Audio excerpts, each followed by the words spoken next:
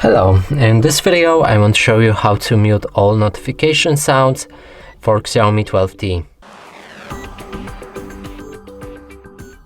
And to do this, first let's try clicking on volume down or volume up key, then click on these three dots, and right here you can silence the notifications along with the ringtones right here.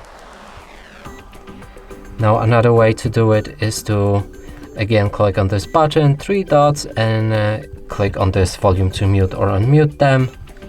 You can also go for notification bar and right here find the mute button as well.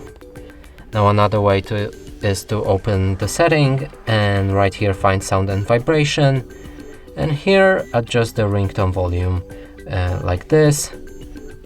Or if you want to keep all notifications silent, you can always change it to some muted noises on your ringtones. And that's it for this video. Hope you like it. Please consider subscribing to our channel, leave a like and a comment below.